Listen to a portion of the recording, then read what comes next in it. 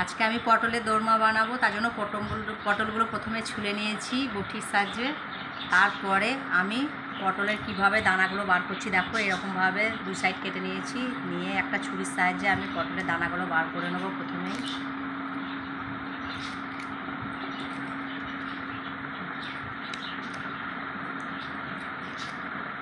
এইভাবে আমি সমস্ত দানা বার করে নিলাম।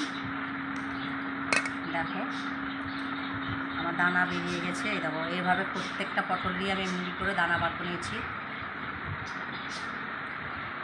আমি দেখো প্রত্যেকটাই পটলের দানা বার করে নিয়েছি এইভাবে। এখানে 500 গ্রাম পটল আছে। এবার আমি পটলগুলোতে নুন হলুদ একটু মাখিয়ে নেব। আমি পটলগুলোতে নুন হলুদ একটু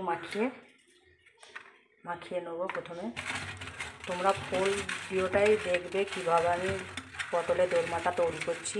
তোমরা দেখতে দেখতে মাঝখান থেকে টেনে দিও না, তাহলে বুঝতে পারবে না যে আমি ভিডিওটা কীভাবে বানালাম। তখন তোমরা হয়তো দেখবে না ইম্পর্টেন্ট জায়গাটা, তখন বলবে যে না ভালো হয়নি।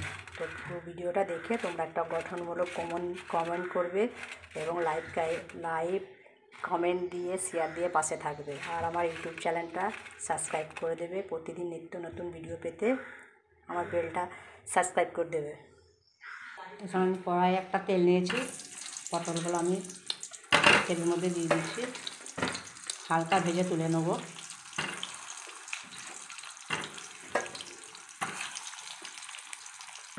এখানে আমি 200 গ্রাম ছানা নিয়েছি। ছানাটাকে ভালো করে আমাকে চটকে ভালো করে নরম করে নিতে হবে। তোমরা চাইলে মিক্সিতেও করে নিতে পারো পেস্টটা ভালো করে, আবার হাতেও করতে পারো ভালো করে। তো আমি হাতের সাহায্যেই করছি। দেখো কীভাবে, দেখো ছোট্ট আমি একদম ভালো করে দানাগুলোকে নরম করে নিয়েছি, একদম তৈরি হয়ে গেছে। পটলগুলো আমার হালকা ভাজা হয়ে গেছে, আমি তুলে নেব। তুলে নিচ্ছি। এখানে আমি ছানার পুরটা তৈরি করে নেব। পটলের দোরমায় যেটা ভরবো, অল্প একটু তেল দিলাম। তেলটা গরম হয়ে গেছে। প্রথম আমি গোটা জিরে দিলাম সাদা, এখানে সামান্য আদা পেস্ট দিয়ে দিলাম, একটু লঙ্কা গুঁড়ো, চিনি,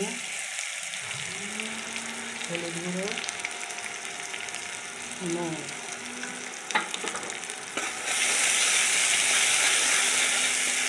এরপর আমি ছানাটা দিয়ে দেবো।